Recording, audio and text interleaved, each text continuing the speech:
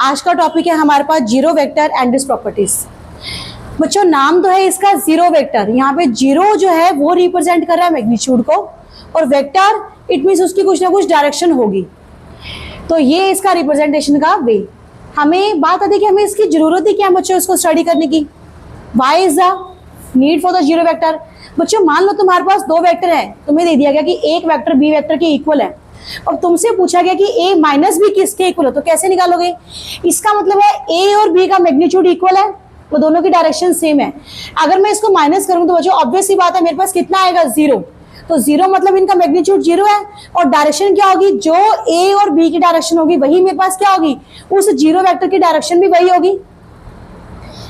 फिर हमारे पास आते हैं बच्चों इसकी प्रॉपर्टीज। अगर मेरे पास कोई एक वेक्टर है ए, अगर मैंने उसमें जीरो वेक्टर को ऐड किया, तो जीरो को अगर मैं ऐड करूं तो बच्चों उसको मैग्नीट्यूड के ऊपर कोई फर्क नहीं आएगा, तो मैग्नीट्यूड आ जाएगा हमारे पास सेम।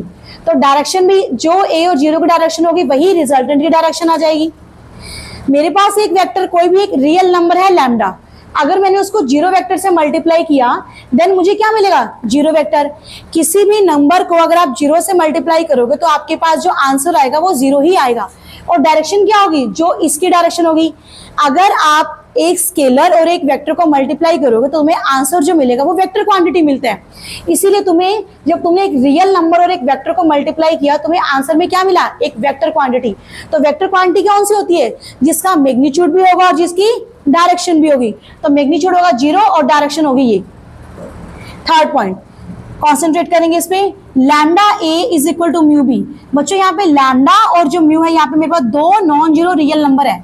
जैसे कि मान लो ये मेरे पास है 5a कैप और ये मेरे पास है 4b कैप। मैंने बोला गया कि इन दोनों को ये दोनों इक्वल है। अब आप मुझे ये बताइए किस केस में ऐसा होगा कि ये दोनों इक्वल होंगे, ऐसा कौन सा केस है जब ये दोनों हमारे पास इक्वल होंगे? तो ये दोनों इक्वल हमारे पास तभी होंगे बच्चों जब आप ए और बी दोनों को क्या लोगे, जीरो वेक्टर। मान लो तुम ए और बी को जीरो वेक्टर नहीं ले रहे, तुमने बोल दिया कि ए बी के इक्वल है। अगर ए बी के इक्वल भी है, मान लो मैं इसको रिप्लेस कर दूं, क्या फिर भी ये दोनों एक दूसरे के इक्वल है? नहीं है। तो मुझे बताओ ये कंडीशन कब पॉसिबल होगी? ये तभी पॉसिबल होगी जब आप ए और बी दोनों को क्या लोगे, जीरो। अगर दोनों को जीरो लोगे तो इसका मतलब 5 को जीरो से मल्टीप्लाई करोगे, 4 को जीरो से मल्टीप्लाई करोगे, तब दोनों आपस में एक दूसरे के इक्वल क्या आ जाएंगे, जीरो वेक्टर। तो इसीलिए lambda A equal to mu B, तो ये दोनों हमारे पास तभी इक्वल होंगे जब आप ए और बी दोनों को क्या लोगे बच्चों, जीरो वेक्टर। नेक्स्ट हम समझते हैं फिजिकल एग्जांपल, सबसे इंपॉर्टेंट। इसमें हमारे पास है, मैंने बोला जीरो वेक्टर मतलब जिसका मैग्नीट्यूड जीरो और जिसकी कुछ ना कुछ डायरेक्शन होगी। तो देखते हैं हम इसका एग्जांपल क्या है। बच्चों मेरे पास ये ग्राफ है एक्स और टी की फॉर्म में। यहाँ पे हमारे पास क्या हो रहा है, टाइम तो इंक्रीज हो रहा है लेकिन पोजीशन की वैल्यू हमारे पास क्या है, फिक्स है।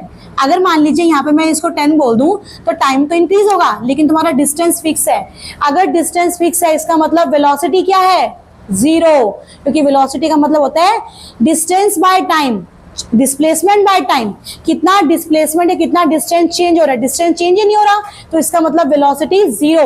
तो ये इसकी कुछ ना कुछ एक पर्टिकुलर डायरेक्शन है, तो ये क्या रिप्रेजेंट करेगा बच्चों, वेलोसिटी वेक्टर को। तो वेलोसिटी जीरो इसका मैग्नीट्यूड, और डायरेक्शन कौन सी होगी, जो इसकी डायरेक्शन होगी वही वेलोसिटी वेक्टर की डायरेक्शन होगी। तो इसी को बोलते हैं हम लोग कि the velocity vector of a stationary object is a zero vector. तो ये कंप्लीट इंफॉर्मेशन है आपके पास zero vector and its properties.